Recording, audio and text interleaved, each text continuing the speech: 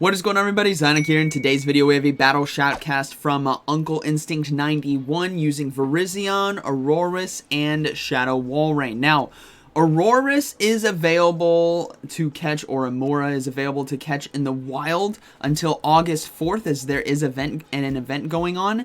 And I will say this is the first time I feel like these limited events actually spawn the Pokemon they are featuring. And I'm not kidding. I have gone out, I've done a couple hour-long sessions, and I have gotten a ton of candy and a ton of catches of this key Pokemon, and also Shieldon, and then I think it's Tyrant, a little Tyrannosaurus Rex there. It's amazing, and honestly, it's a refreshing take on events, as Niantic has allowed them to spawn everywhere, which is really nice. So let me know down in the comments if you guys noticed that as well, and if you guys haven't and you're watching this right now, I'm telling you, go out, play this event for an hour or two, and you guys will see just how many you get. Now, I'm still waiting on a good PvP IV for me before I invest in the Ultra League, and when I do, then I'll make a team around it. But today's looks pretty fun, so let's go ahead and check this out. All right, getting into the first battle, we have Virizion versus Dragonite. This is a tough one. We're probably going to see the Shadow Walrein safe swap. Yeah, we will see Shadow Walrein. They do swap into a Jellicent now. So this is somewhat of a neutral matchup. The hexes will start to add up, but thankfully having access to Earthquake is going to do a lot of neutral damage to this Jellicent, especially if they decide to no shield early. I always find that the Earthquake is easier to land early than it is late. So they're going to go ahead and look to shield it is going to be the Shadow Ball right there, which is a good call. And now they're in a position where they could potentially go for Icicle Spears here to try and get a shield and take out the Jellicent. So we'll have to see what they decide to do, or the opponent decides to do. So they're going to go ahead and go for the double Icicle Spear here. This is going to be probably forcing a shield, I would imagine. No shield right there, but the second one definitely will. So we'll probably see a shield here and a farm down, so let's see how they decide to play this out.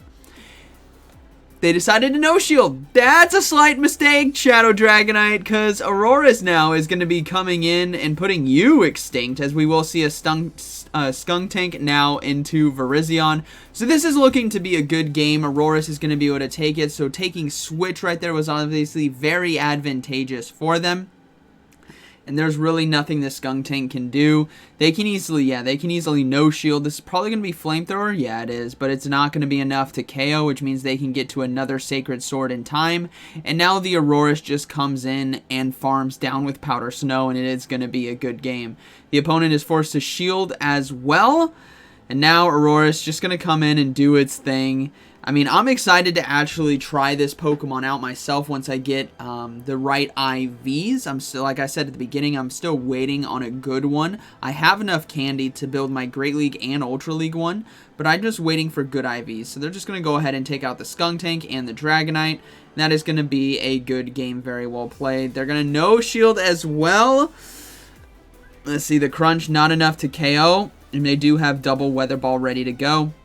So the Dragonite will not be able to survive, and that is going to be a good game. Now, Aurorus here, let's go ahead and talk about it a little bit. Powder Snow, Weather Ball, and Meteor Beam. The Meteor Beam right there is really, really cool, because not only has that rock typing for coverages to like Charizard, for example, but it boosts your attack, which is really, really cool, which means if you can come into some matchups where you hard farm down something and you have all that energy, you can just boost that attack, especially if you're doing neutral damage. So let's see how this next game goes. We have Virizion versus Giratina Altered. Very tough lead matchups. We're going to go ahead and see that Walrein now come in, and the opponent not swapping out just yet.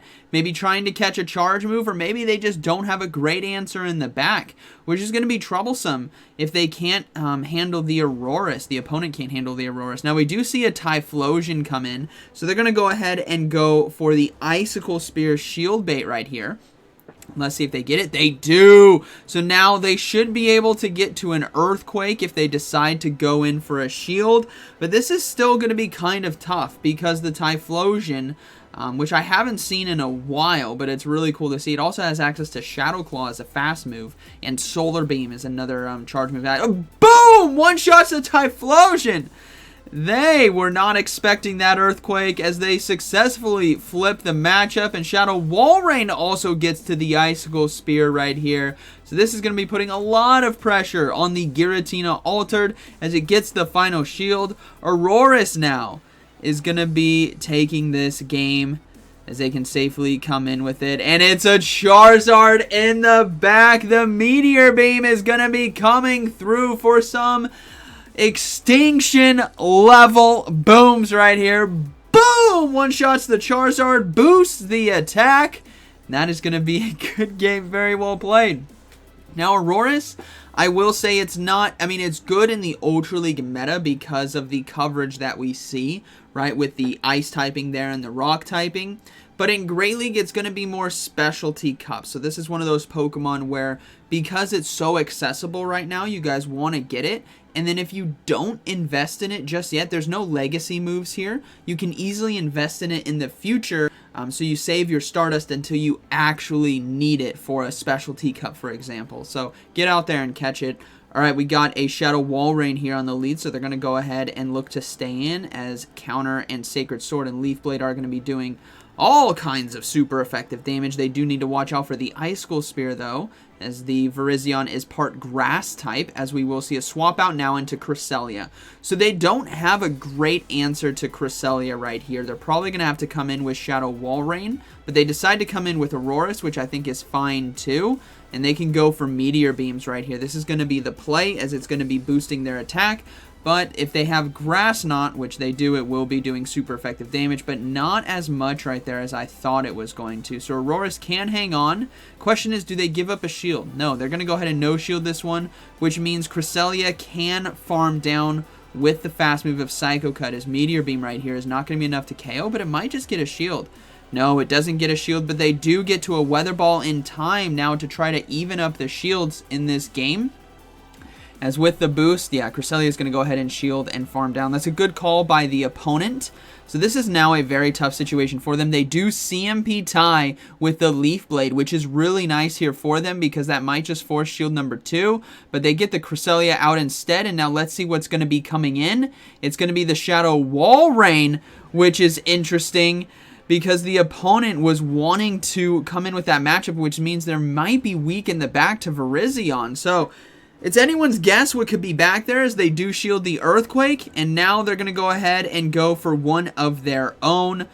I don't think this is going to be enough to KO. I believe it's still above 50% HP. Yeah, it's not going to be enough to KO, but they can Powder Snow down and Shadow, or a normal Drapion. The Shadow from Shadow Walrein here is seeping into the other side of the combat field. It's just all over the place, as the Ice School Spear is going to do a lot of neutral damage. So this makes sense why they came back in with Walrein on the opponent's side, because they were kind of core broken here with Virizion, and obviously the Powder Snow and Ice School Spear combination is going to be the best option. But they will decide to go for a crunch here, but Shadow Walrein is going to be able to, oh, not able to get to the charge move. I thought they were going to be able to right there, as they go ahead and, yeah, they do go down. Now it's going to be up to Virizion to win this game. This is going to be close. Sludge Bomb. Is it going to be a Sludge Bomb right here? No, it's just going to be a crunch, which is resisted. They're going to go ahead and load up to double charge moves and go for a Leaf Blade. I think Sacred Sword is the better call right there, unfortunately, because of neutral damage. But either way, it's enough to KO. It ultimately does not matter, as they can now go for Sacred Sword here against the Walrein, and that is going to be a good game, very well played. All right. Moving into the next battle. Let's see how this one goes.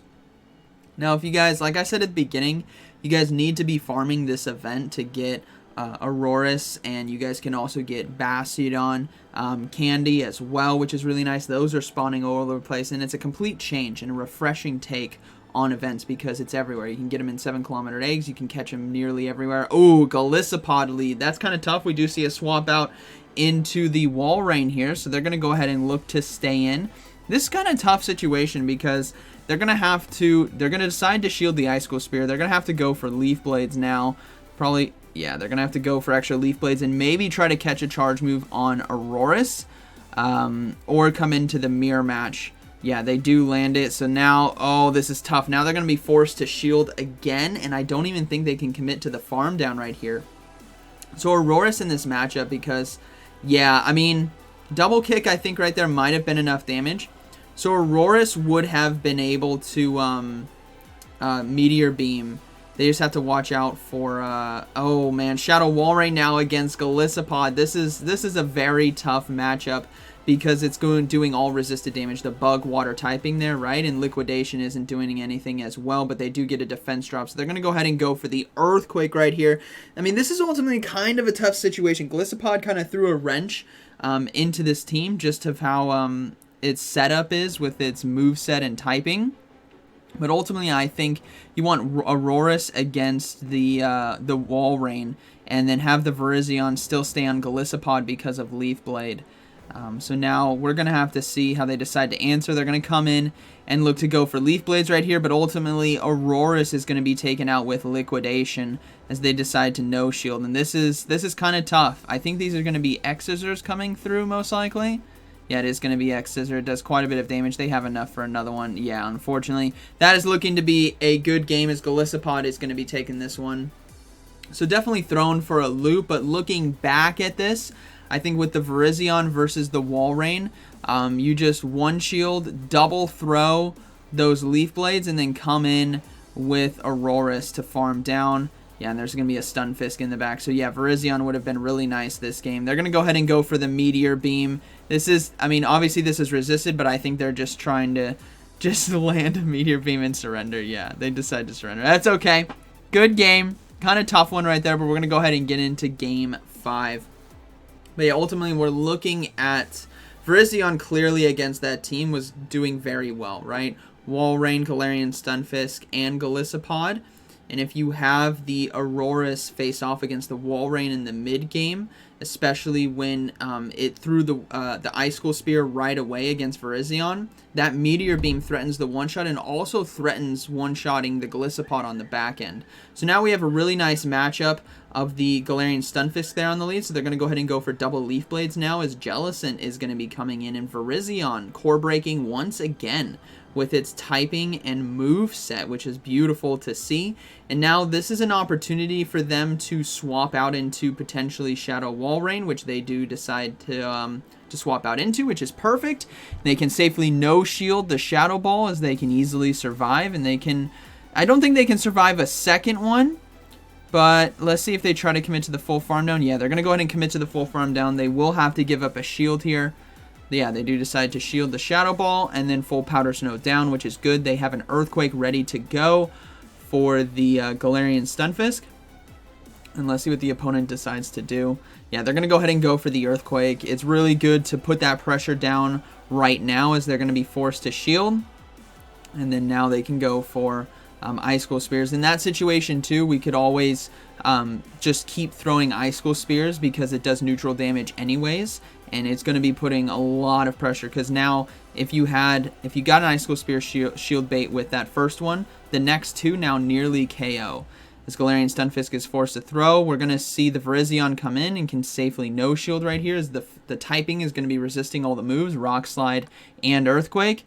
And now we'll see what they decide to swap into, a Tapu Fini. So Virizion completely core breaking this whole team and is going to be able to take advantage of it because of the damage they can output, and that is going to be a good game, very well played. It's a really nice performance right there with this team. Aurorus, again, pretty nice to have in the Ultra League, and then good for Specialty Cups in the Great League. Now is a fantastic time for you all to farm and get as much candy for it as possible, but you don't need to power it up and use it until you deem it necessary because there are no legacy moves here. So hope you guys enjoyed today's video. Shout out to Uncle Instinct for sharing these battles with us. Really cool team right here. And like always, thank you for watching, and I'll see you in the next one.